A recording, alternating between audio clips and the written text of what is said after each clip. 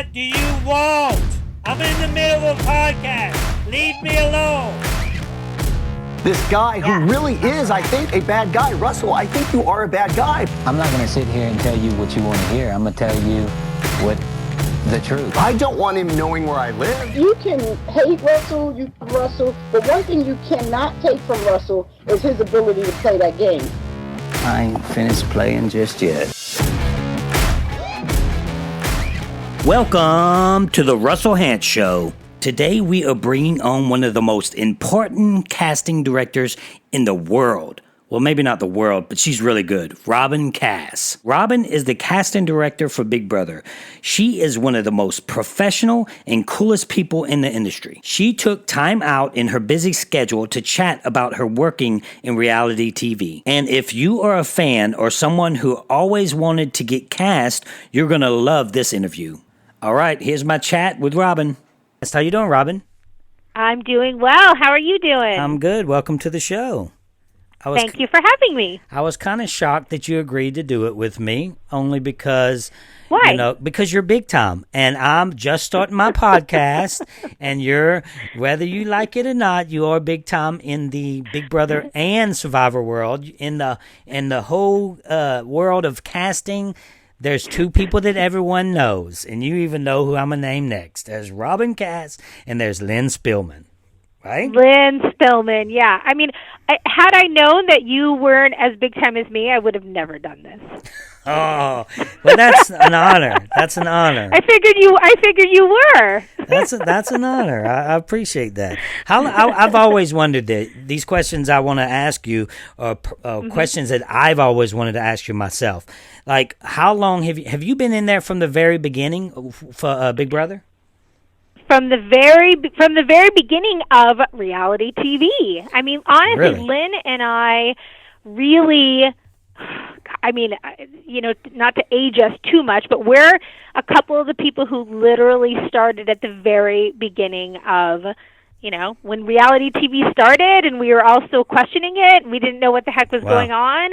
Lynn and I were definitely a couple of people who were in there from the very beginning. Yeah, when it all started, did you? I know you didn't just start as a casting director. You started as a casting agent. Well, what happens? It is a kind of a weird world, but Lynn and I were actually both casting like dating shows and game shows, and I think when reality TV hit, I think that like networks and production companies didn't know exactly what to do and who to go to and how to get casting done, and they went straight to kind of real people casting. That would be us, people who talk to everyday people on the phone and knew how to interview everyday people on the phone, and interview those types of people, not necessarily, actors and dealing with agents. And so, we were in it from the very beginning, and, Lynn did the very first Survivor. I started on Big Brother 2.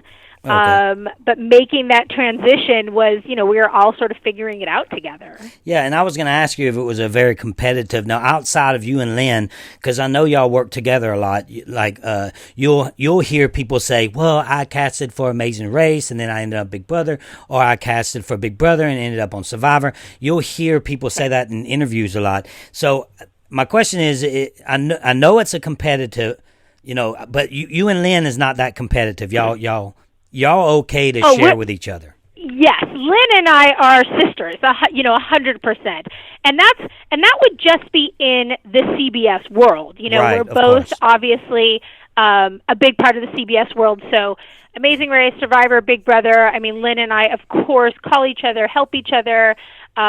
She might meet someone and say, wow, I like them, they're just not right for Survivor. They feel like they'd be great on Big Brother, or vice versa. There's definitely a lot of that. Outside of the CBS world, yes, there is a lot of competition, and I would say in the last probably 4 or 5 years, a lot of reality casting companies have kind of come out of the woodworks, and, when we started, we were really two of the only probably, 5 or 6 of us out there. And now I would say there's definitely a large amount of competition. Because, I cast a lot more than CBS. I do all, I work for all the networks. So yes, over the last few years, there's definitely been more competition. Yeah. And if, have you ever given her someone, or she's given you someone, and you don't have to say any names, and then all of a sudden this person is a, quote unquote superstar in their respected 100%. series? Yep. Really? Yep. Does it sometimes you're like, damn, missed out on that one? Totally. But that's part of it. Sometimes somebody is passed up on one of my shows, and I might see them on a completely different network, different show, and I'm like, oh, they were great, or right. Vice versa. That's sort of part of it. Yeah, I wanted to get deep into the whole casting thing, because a lot of the viewers, I would guarantee you probably 75, 85% would want to play Big Brother or Survivor. Now, when you meet someone, do you think, this is a question I've always wondered, and I'm wondering if you worry about this. When you meet someone and somebody else likes them and you just don't like them, and I know this happens often because of the process I went through and the things I've heard Lynn say. When you let them go, do you worry sometimes that you're just letting maybe a superstar go? Because I can tell you right now, the best MMA fighter is not a fighter. He's sitting on the couch. The best pitcher that ever pitched baseball, he's not pitching. He's on the couch. The best football player, he's sitting on the couch. Sometimes the best, you might walk out that door. Do you worry about that? No, listen, it is what it is. We have anybody in this business, it's very subjective. There's a lot that goes into getting someone on a show, and as much as it sucks, the casting process, is a big part of getting on the show. Right. And a lot of people freeze up in front of cameras. A lot of people freeze up in front of producers. A lot of people freeze up in front of me. But do you take that into consideration? Do you don't like that at all? Of course. No, I absolutely take it into consideration. That being said, there's only so much I can say to defend somebody. Mm-hmm. If they get in front of the network and they just totally bomb, and believe me, when someone bombs in front of the network, it's a pit in my stomach. I wish that I could, jump up and go, wait, and we do everything we can to make them feel comfortable. Listen, it's really nerve-wracking. You probably remember when you walk in that room with network executives and they're not laughing with you. I'll tell you what happened with me. It's tough. Yeah, and what happened with me was they came in the room and they said, and this is right before the network interviews, and they said, Russell, you're too aggressive. You're too aggressive. You need to say, you have a family and this. Talk more about your family. And I'm like, I was so nervous because to tell you the truth, who I am is who I am, and it's very hard for me to change that and to be someone else. Sure. So I got extremely nervous, and I was like, I don't know if I can do that. I just don't know if I can do it. So when I went in there, the first thing I said was, I've been told that I'm too aggressive for you guys. And I said, I've also been told that, excuse my language, what I'm about to say here, but I said, I've also been told that I'm not funny enough. I said, if you want a fucking comedian, go get you one, because this is all you're going to get. So that was like, and then they all started laughing like I was telling a joke.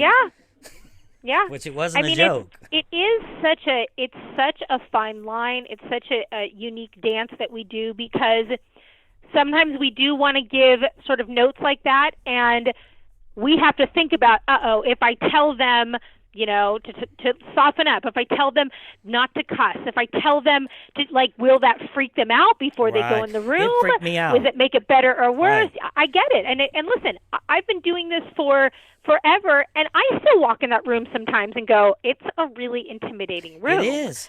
But that being said, you have to get through that room to get on the show. And a lot of people, I know, and they know, when you walk out that room. I guarantee when they started laughing at you, the weight lifted off, you walked out and you went, I fucking nailed it. I got it.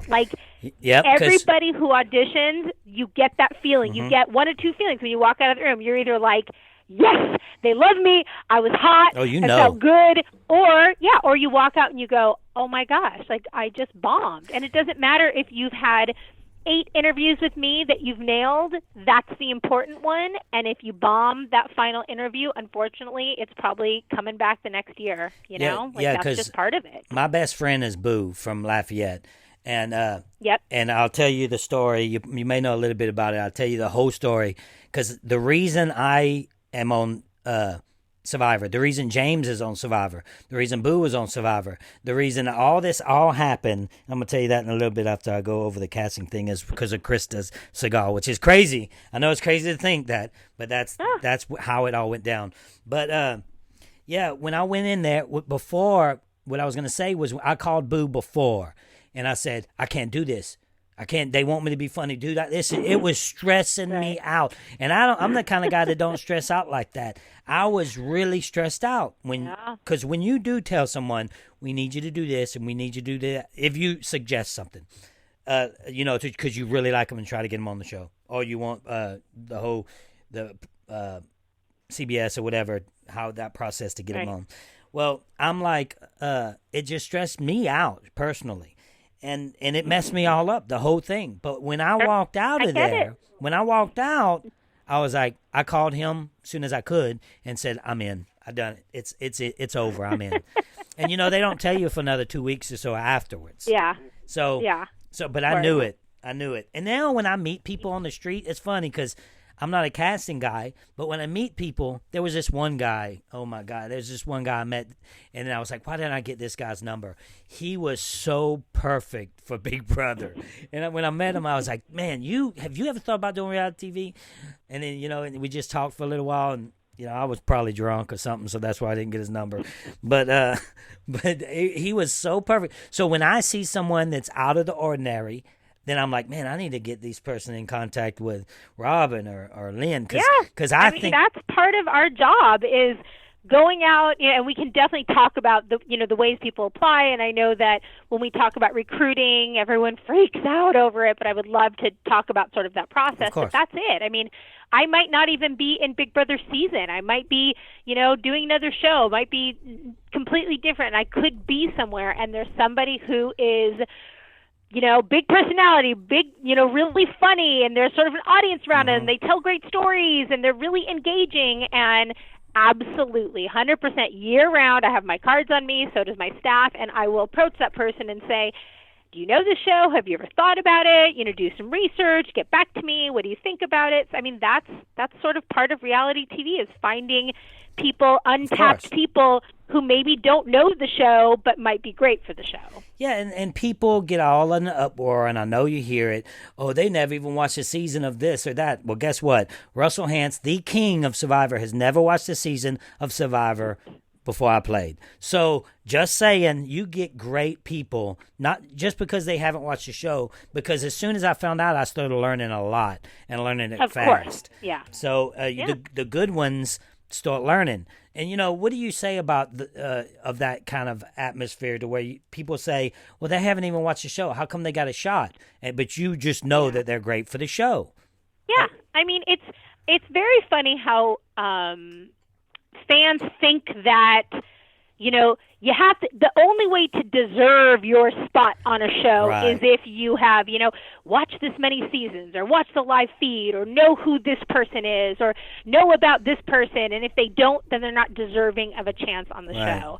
And I always say to everybody, I think the best Big Brother cast is a mixture of super fans, casual fans, and people brand new to the game. Right. And I think that is the magic to the show. You need a mixture of everybody. If we put a full house of super fans, they're going to sit around and they're going to talk about, well, we don't want to do this because this is going to happen next. And we know that comp is going to happen next. And hey, they're going to just shout out to people and Russell Hantz, what are you doing? He's probably doing a podcast. It's like that sort of takes away the magic of just the everyday schmo who is figuring it out as they go along. And some people get it and some people don't, and that's sort of the beauty of, I think, Big Brother. That makes perfect sense, because I wrote down right here, I was going to ask you before you even started that statement, what about all superfan show? But that wouldn't work. It just wouldn't work. No. Because it would be just they what you know just what's said. coming up. All they will do is sit around and talk about what so and so did to get through this, or the statistics of when I should lose and when I should win, and this comp is coming. This is how this person won, and it's like we love having that in the mix. That is always fun, and we always have a couple of super fans on there. Yes. But just because you're a super fan doesn't make you a great player. It's a totally different world. I know every fan thinks that they would be good in that house, and that doesn't necessarily equal. It's totally different being in the game than watching the game, as you know. And B, it doesn't make you, and it doesn't make you better than the other people. Some people could have hey, I was going through college. I didn't have a TV. I just found out about Big Brother 2 years ago, and since then I've been such a fan for the past 2 years. And then all of a sudden, super fans, oh gosh, they don't deserve it. They don't know who Dr. Will is. Oh my gosh, they don't know who Dan is. I didn't know who Richard Hatch was. Exactly. There you go. And you made a name for yourself. And look at, Paul has come back this season. He was a recruit last year. He'd never seen the show. And for people who watched Big Brother 18, I would say he started off probably a little annoying and not really knowing what's going on. And through the process, he understood the show. He understood the concept of the game, ended up being a great character, ended up being a great player, and outplayed some of the people who were super fans and outplayed some of the people who have, watched every single season. So I just think it always has to be a mixture. When Jeff told me one time, he took me to dinner after season 19 to go on season 20, but I didn't know that was going on. He was doing his social game. But when he took me to dinner that day, he said, you know who you remind me of? You remind me of Richard Hatch. And I remember being pissed because I'm like, I don't know. First, number one, I don't know who that is. Number two, I'm Russell Hantz. I don't want to be somebody else. So, those super fans that want to go in there and try to make a name for themselves, sometimes that's a bad thing. Or, if you go in there and you try to be evil dick, then you might go home, number 1-0. Right, right. You can't use somebody else's strategy. And sometimes superfans think so much about other people's strategies, and I'm going to be the next this person, and I'm going to play like Derek, and I'm going to play like Dan, that they all of a sudden lose their own game. Derek and Dan were in the house with completely different people, and the number one rule of getting on the show and being a good house guest or being a good, castaway is being adaptable. You have to be able to go in that house. You have to be able to switch up. If you're on the block, you have to be able to figure out how to get out of it. It's all about your mouthpiece, and it's all about playing the game, and it's not about what somebody else would do. It's about, I'm in this situation now. How can I get out of the situation?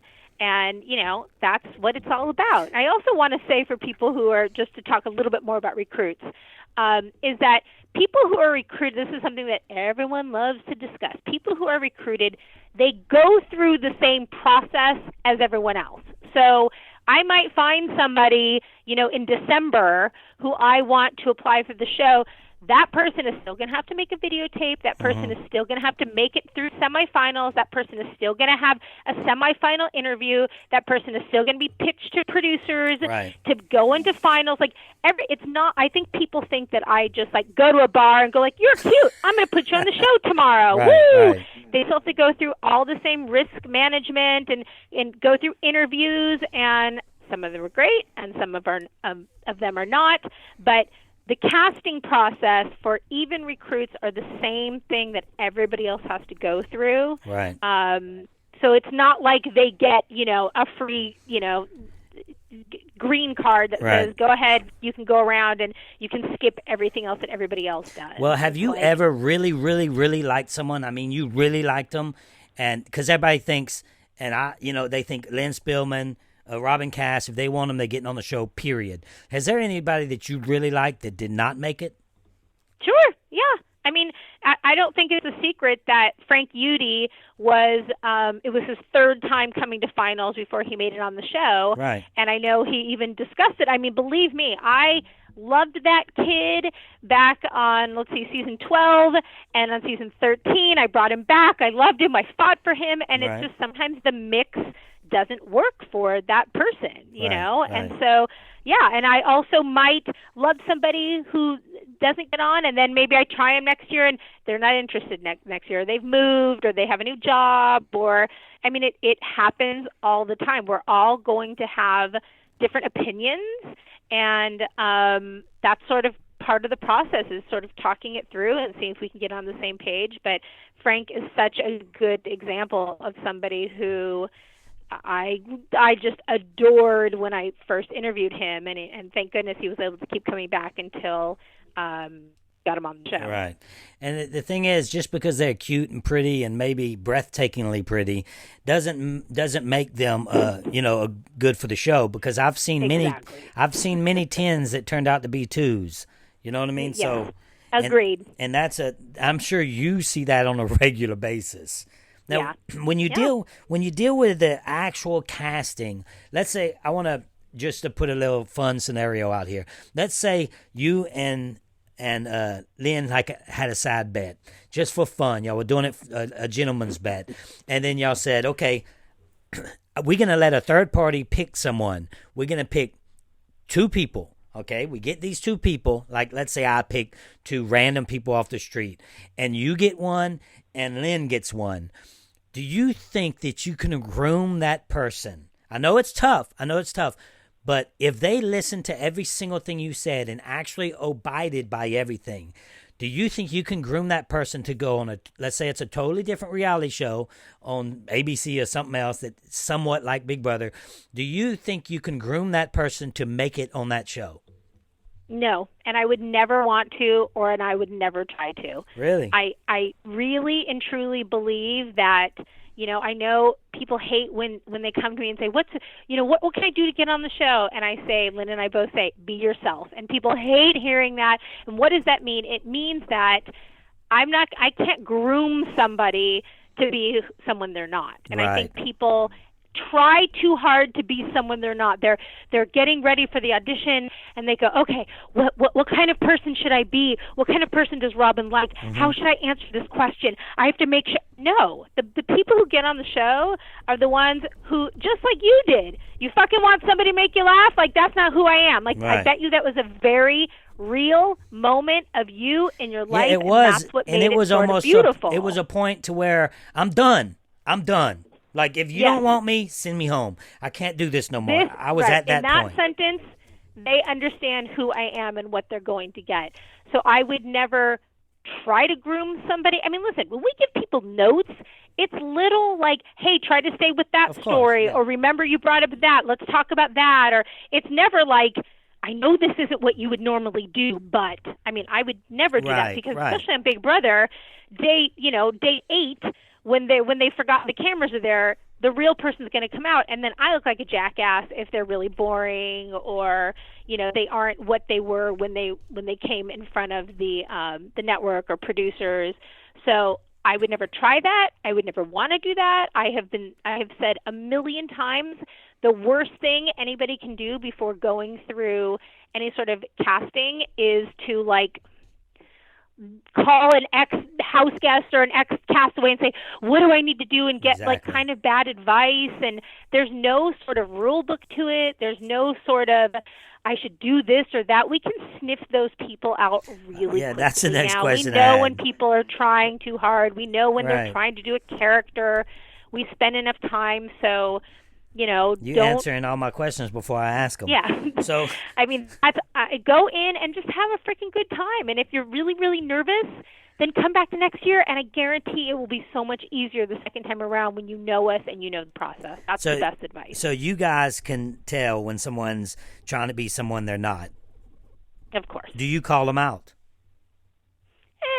I mean, I guess it depends on the situation. Lynn calls them out. I mean, I'm not going to, it's a tough word.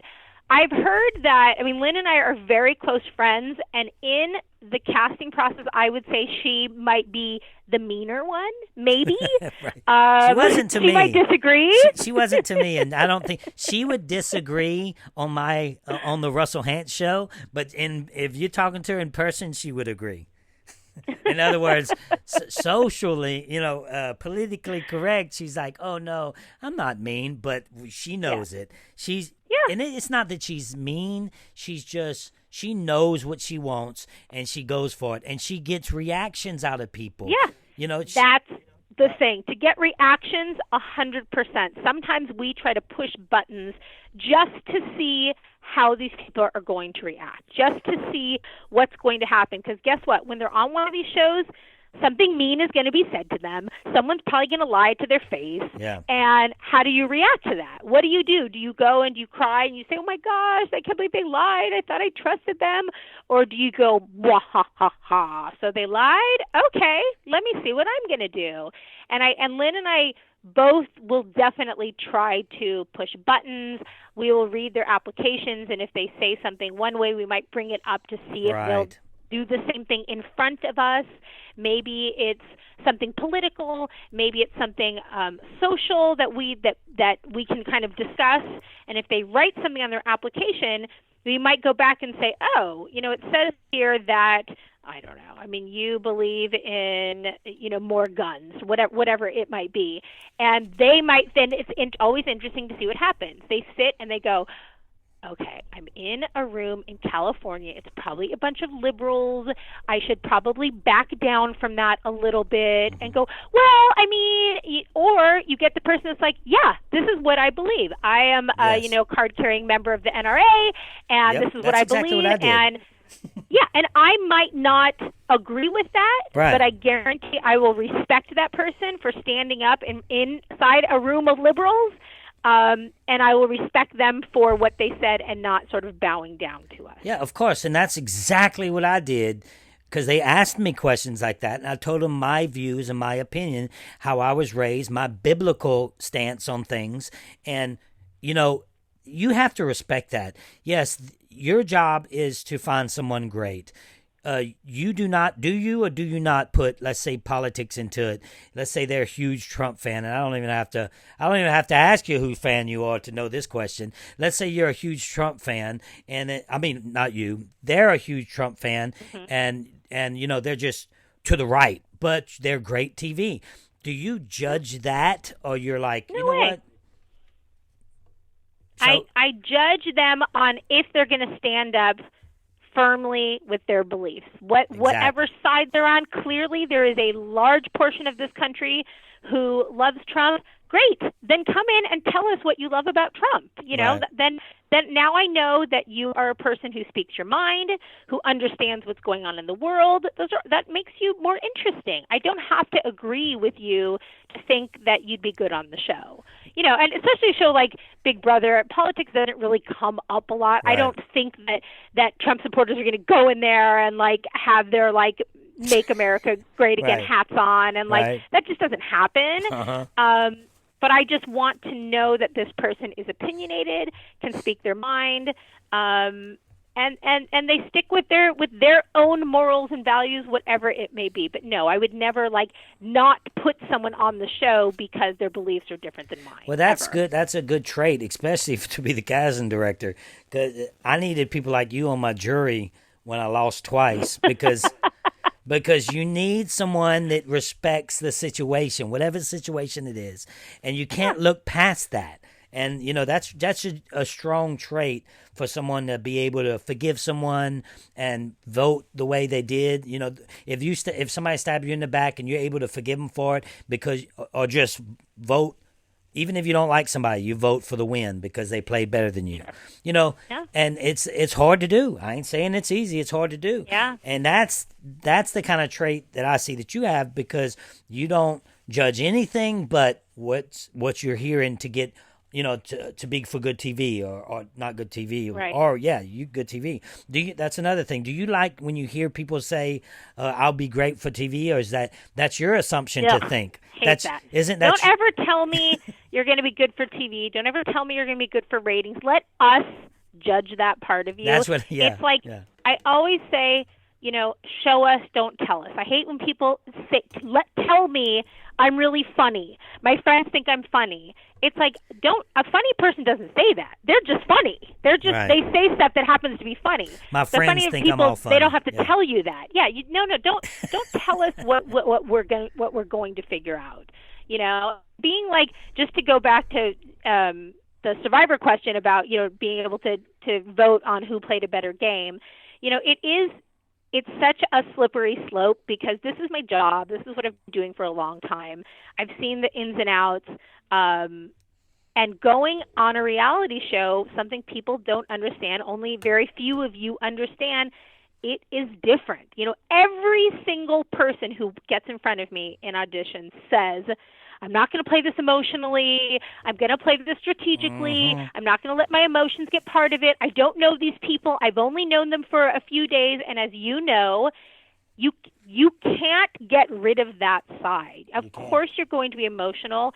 People are trying to get rid of you. How do you not take that emotionally? And it's, very, very, very few people who are able to separate those two. Right. And it's a totally hard game. Different world when you're in there. It's hard. Yeah, it's hard. It's hard on your heart, and it's hard emotionally. It's hard strategically, and it's really, really easy to watch from your couch and say, "I would have done this." They're dumb for doing that. It's very easy to play that. And if I would, let's say I would go into the Big Brother house, I would have to. What I do to myself, I did it with Survivor. Or, me going on Survivor the second or the first and second and third time. I went in and I focused myself, who I was. I focused and I thought, okay, somebody's hollering at me. I need to calm myself because I'm aggressive by nature. Obviously, you know that with my brother Willie. It's the family, and I love my brother. He's a good guy. Willie's a good guy, and that wasn't who he is. When he got kicked off the show, and I'm sure you know that if you know Willie. So no, I so much enjoyed Willie, and being in that house is different than any plane. Yeah, and what I do, and Willie didn't do this, in which I should have talked to him, but I've never played that. He would have played. I never really thought about. I needed to sit down with Willie and talk to him about when he goes in his house about somebody might holler in your face, Willie. Somebody might, some girl might, push you or threaten you, or somebody might spit on you. You let them go down. You don't, and that's what I do. If you watch my seasons, people holler at me. My tribal councils are horrendous. People hating on me so much, but I focus myself. Because you've never seen me holler at anybody. You never seen me raise my voice, because I think that's what people that's aggressive. And now I wasn't going to talk about season 19 that much, but I want to bring this up. Just what Cody just did was what you need to do. You need to focus yourself and not attack. Not attack physically. It's not a good thing. And I didn't like Cody at first at all. But now I'm rooting for him to get back into the game. I'm really rooting for the guy because I want him to get back to the game. I want him to take control. I want him to do what he has to do because I respected him respecting that whole situation, telling Paul respect, and shaking Paul's hand. And I was like, you know what? He just went to another level for me, because it's a tough game. It's the toughest thing I've ever done in my entire life playing Survivor. Yeah. So it is really, really difficult, and it's so easy to talk about what you're going to do before you get in. I hear the same words, the same things for the last 15 years. Yeah, it's funny because the exact same thing. It's totally different. It's funny because what I told him, I'll tell you exactly what I told casting when I was in that room before I even played, and I knew it. I didn't say stuff like, I'm going to be great for TV, but in my mind, I knew I would be. But I didn't say that. I said, listen to me. I said, I'm going to change this game forever. I said, I'm going to change the way people even view this game. And they was like, I remember Lynn telling me, everybody tells us that, Russell. I'm like, okay. I said, I'm going to change it. I'm going to be that one that you're like, wow, he changed it forever. So, it's crazy how, me, when I said things in the interviews, the pregame interviews, I meant it. But when someone says something and they say, I'm great for TV and my friends tell me how funny I am and all this stupid stuff. Right. In your mind, are you like, or do you just out loud say, don't tell us that? Because you can read it. You can read it and see it over and over with you guys. You see you guys doing interviews saying the same thing over and over, and then they come in there and they do exactly what you tell them not to do. Well, it is so interesting that through all these years, I mean, there are definitely a handful of cliche sayings that people say continuously. Tell me the if top they're two. a fan of Big Brother. I mean, the top two would be, I can be your best friend, but if you stab me in the back, I'll be your worst enemy. Yes. I mean, that's the number one thing. You know, I'm the nicest girl in the world until you backstab me, and then I'm the. It's like, so okay, great. You think now? Listen, every single person who gets in front of us at an open says that. Literally. I mean, we've gotten to the point where we're like, please do not say this sentence before you even. But there is a way that people will say it. There is a way where you can see that it's just that they have practiced and they don't mean it, or they might say something where they can back it up. And if somebody says that to me, first I'm going to be annoyed because I've heard it for 15 years.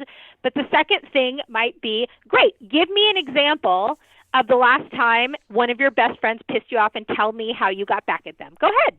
Yeah. Oh, well, I don't get back at people. And it's like, well, then why are you telling me that? Why are you saying that? Because you think that that's how you get on the show. So I would say that would probably be the number. I mean, there's so many cliche things, but that's one thing that literally when I hear now, I just like roll my eyes and go next. Like, I don't want to hear that anymore. Right. You know, so you're a nice person, and when someone pisses you off, you get mad. Okay, great. Well, we all do. So move on. But yes, there's a different way people say it when they mean it and when they just say it to say it. Okay, there's a few rumors. Wait, sorry. The other thing would be you either love me or hate me. I hate when people say that. That's another thing. I say that. I say that one after I played. Because if I start dating somebody and they say my mom loves you, I'm like, or my mom's a big fan of Survivors. Because usually I don't say who I am, and then they say, "Oh, you was on Survivor," and I'm like, "Yeah." And they say, "Oh, my mom loves that show," and I'm like, "Well, she either loves me or she hates me." Yeah, I know. People either love the gamer side of you and can respect it and understand it, or they might hate the villainous side of you and think that you lied. I can't believe it. Yeah, guess what? People freaking lie in a game. People do it. Right. So. There've been things that people say, and you hear it over and over, and this is a big thing that a lot of superfans say, and I'm sure the public would love. This isn't any spoiler or nothing like that. This is just straight up what I've read. Survivor versus Big Brother in the Big Brother house. I mean, come on, Robyn. What do you think about that? I think that would be really fun. Now, all of a sudden, ding, ding, ding, 10 million Twitter followers saying, make this happen. Just so everybody knows, that specific decision would not be a decision coming from me. So don't tell me, don't say Robyn said, don't say anything about about this. Sure, listen, it would be interesting, but if it were to happen, it would not be something that came from me. It would be something that the network. Do you think? Let's say that would happen. One of the questions that I have is: would it be on the island, or would it be what would be better? I know you, like you said, you don't have that decision. That's way over your head, and I know it is. And that would be a decision somebody else would have to make. But what do you think would be better, on the island or in the house, if that would ever happen? Well, I mean, I truly think there are pros and cons to both, and I think it's interesting, that debate of like which show is more difficult. I mean, as far as physically demanding, I think hands down Survivor, those competitions are freaking crazy. Seriously. I mean, I don't know if the average person will be able to get through those competitions like the people chosen on Survivor. That being said, 3 months is a long time, and I think that the mental stress, the mental game of Big Brother is completely different. And something that people also don't realize in Survivor is like, you have producers around you, you have cameramen around you. If you want for like 2 minutes to, go pee, you can run away from the cameras for a few minutes. You can do your thing. You might be able to meditate for a minute or two without anybody around you. And Big Brother, there is not there is not an inch of that house where you are alone. The cameras are following you. They're in every single crevice in that entire place. The house is small, and believe me, when you're living in there, it gets smaller and smaller and smaller. You can't get away from these people. And when you think of how many days is Survivor? 39 days. So 39 very long days. When you think that Big Brother is more than double that, more than double, 100 up to 100 days of not talking to anybody but the people who are in there. I mean, mentally, I think it's a whole different level. Oh, yeah. That's the thing. When I watch it, and I just started watching it very recently, I'm like on my second time ever watching the show, and now I'm really into it now because of the podcast.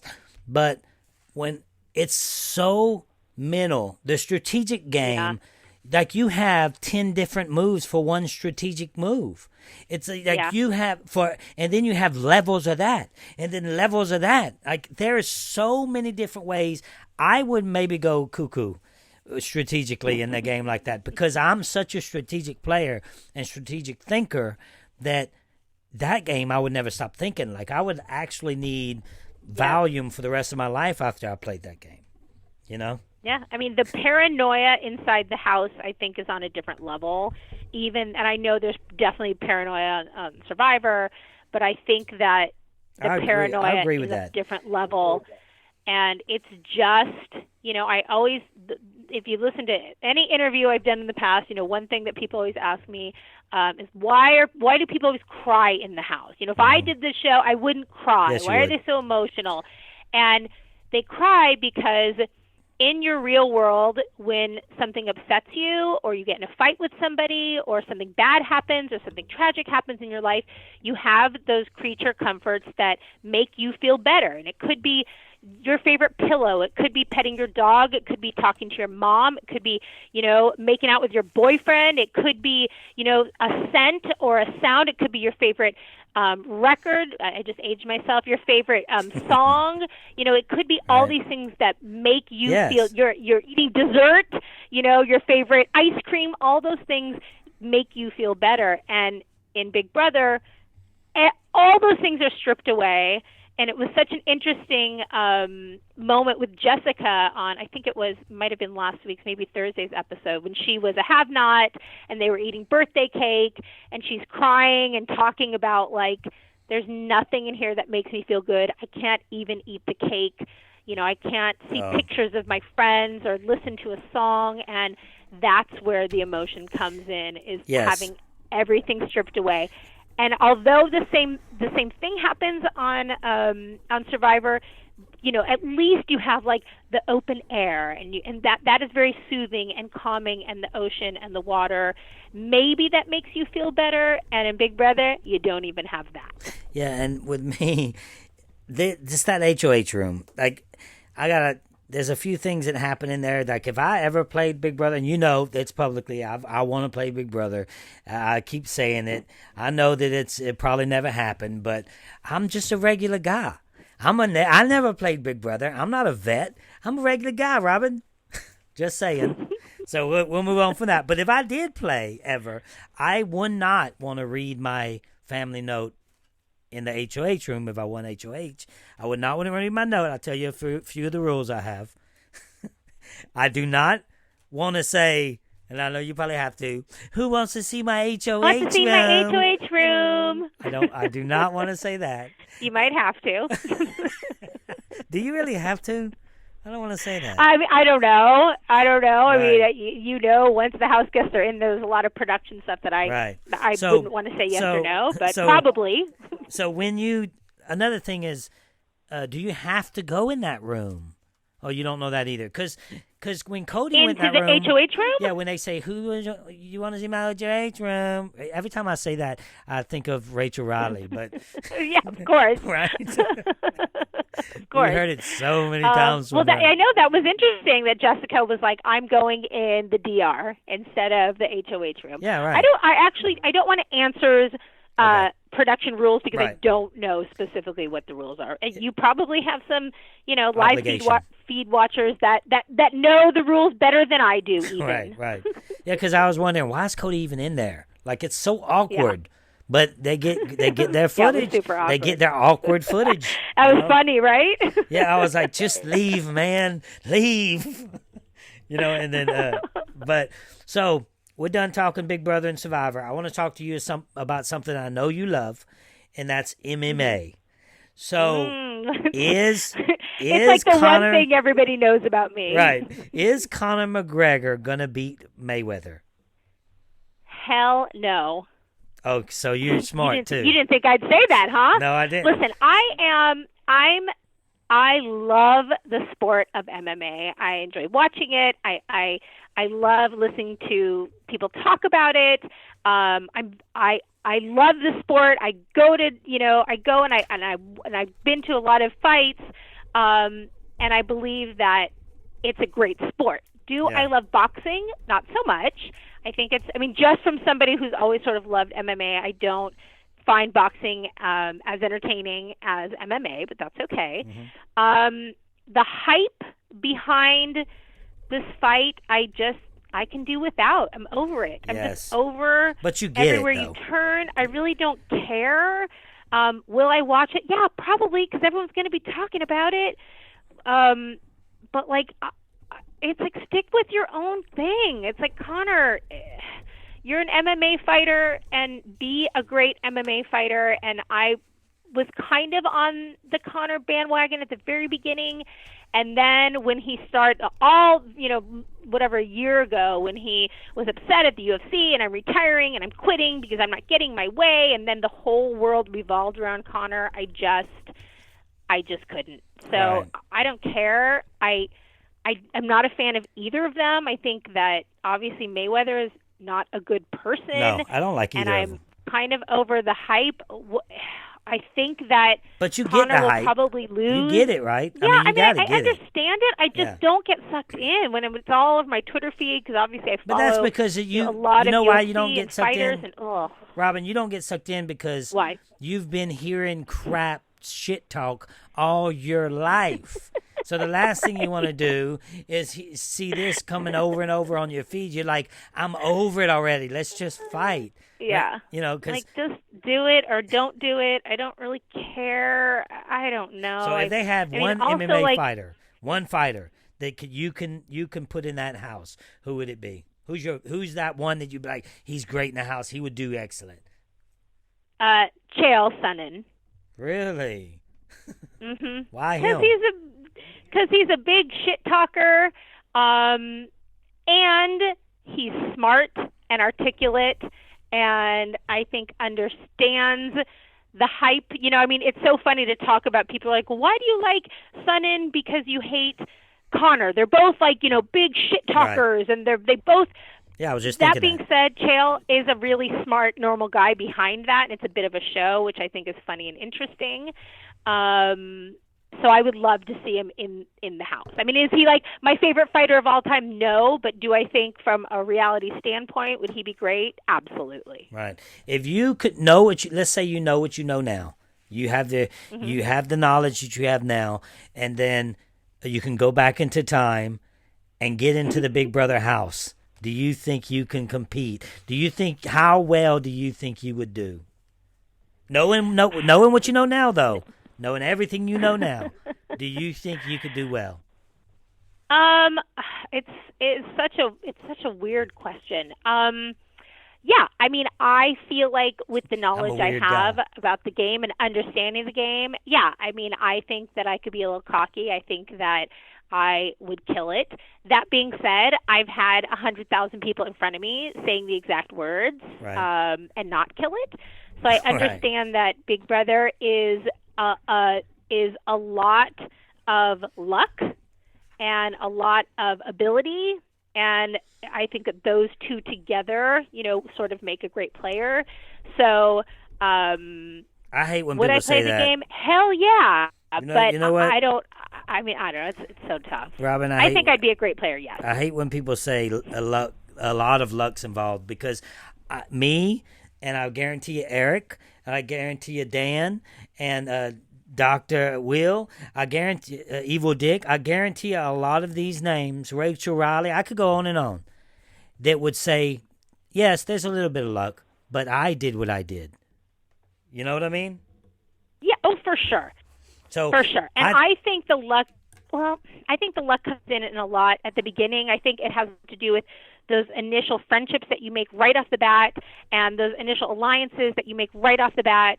But yes, I believe that even with bad luck, the best players, a la Dan, can turn a shitty situation into something that's amazing. Like, we'll always talk about the funeral until, the day we die was such a genius move, and there's probably only one person in the world who would have done what he did, and that's Dan. And he somehow found out a way to get out of that situation. So yes, I do believe the best players can navigate through bad luck. Yeah, I think there's a little bit of luck involved, but I mean a little. I mean, I think there's, when you ask me about my, I'm going back to Survivor, but when you ask me about season 19, I would say absolutely no luck was involved because, I don't care where that idol was going to be. I was going to find it regardless. But, so it's like, I know that sometimes there's luck involved, but the great, great players, they do what they do because they're good. Right. No, and I totally get that. But I'm just going to play devil's advocate just for a minute. Okay. If you get Sweet Cameron on your show at any point, I do believe that he is a fan and would have been a great player, and I think that luck was not on his side first night. You're right, and Sweet Cameron could be. I have him going deep in the game. I'm not counting him out. Yeah, so did I. I'm not counting him out just yet. I'm not counting him out just yet. Who knows? He might come back in, and I think that. Man, I will say, watching those first night evictees, I mean, that is heartbreaking for me too. And I know that he, such a fan of the game, and I'm sure so sad. Well, they do have the battle but back. Maybe come back. Right. Yep, and, he might come back. I liked him, and it's crazy because, he's the type of guy that would go deep in a game like that, and then all of a sudden, he's not even in the game. But I just said this recently, a couple of podcasts back, that if I really believe, and I wasn't going to get into 19 that much, but if I really believe if he wins this next challenge to come back into the game, that he can go extremely deep. Because he's right there in the mix of it all and not hurt nobody's feelings. I'm just saying, Right. He won't know what's going on. They will be fighting for him. I mean, any of them that come back, they're, decide they'll be fighting for him. Right. And it's so interesting that you say he's the type of person that goes far in the game. And I think with some luck involved, that is what hurt him. I think that the other players who know the game saw him and unfortunately said, oh my gosh, Ian, Steve, we have to get rid of that guy. Right. And although he's neither of those and very different, I think just from those first hours of understanding that he's a little bit nerdy and a bit of a fan, I think that probably played against him, and that's probably the reason why he was voted out early. Well, Robyn, I know you're very busy, and I don't want to take too much of your time. I am seriously honored to have you on the show. Seriously. Oh, good. This is fun. I love my job, and I'm very fortunate, and it is fun talking about it. Yeah, and I think we gave the listeners a lot of good advice to go into the interviews and what not to say and what to do, and that's to be yourself. What I give them, and they ask me all the time, Robyn, they ask previous contestants, and I don't know if this is good advice or not, but the advice I give them is be yourself, but amp it up about 10. So, and I'm totally okay with that. Yeah. Be yourself, but you on a few extra Red Bulls. Right. Do it a little bit extra, but don't, sway from the person that you are. Exactly. And those are the people who will get on the show. Exactly. For sure. That's exactly right. All right, Robyn. Well, I appreciate you, and you have yourself a good day. All right. Thanks, Russ. You too. Bye, honey. All right. Thanks, honey. Bye. Okay, guys, that's my interview with Robyn. Special thanks to her for coming on the show. Thanks, Robyn.